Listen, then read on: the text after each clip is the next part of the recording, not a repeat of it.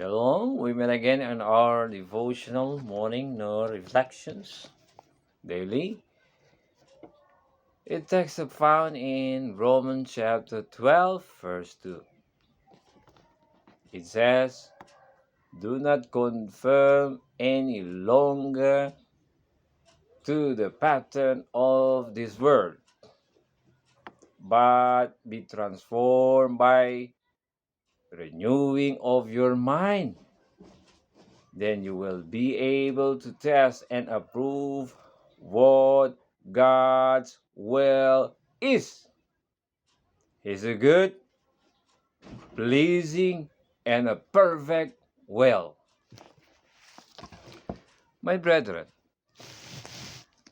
many who claims to be God's people closely resemble the world. To the difference, it's hard to see it,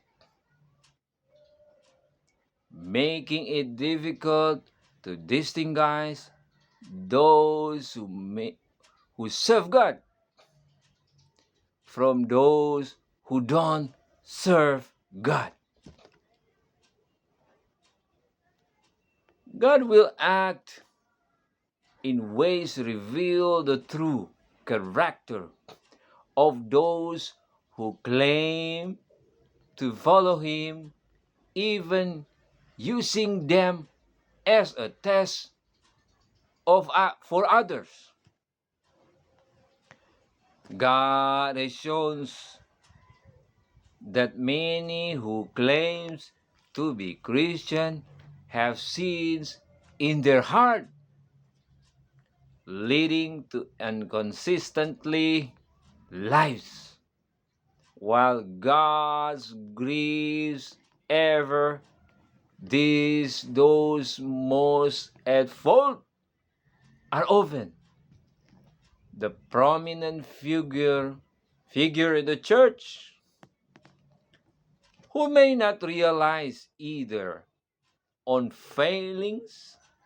Remember that the choosing comfort and honor, the true reward comes in the inheritance promise to God, comes later in the inheritance promise God. People cannot be found in this world. It is something far greater. This also emphasizes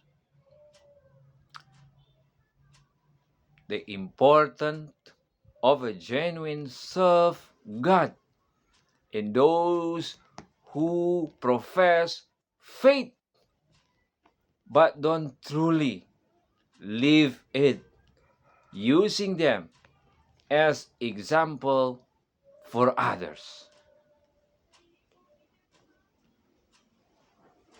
It points out the hypocrisy of some with religious communities who outwardly appear devout but harbor inner sin and inconstancy.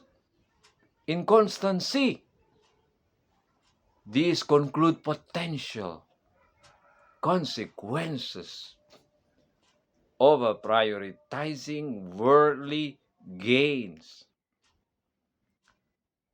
over spiritual values,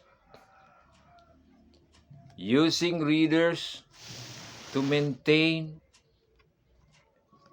a distinct separation from world corrupting influences. Even if we, by our own choice, put ourselves in a worldly and unholy environment, grieves God's heart.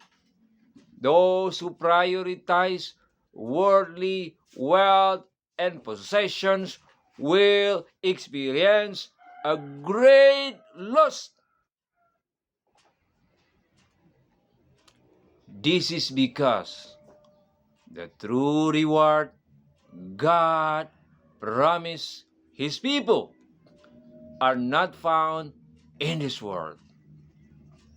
The ultimately prize is a greater anything this world's offers. Alpha Omega Volume 1, page 191. May God bless you. Amen.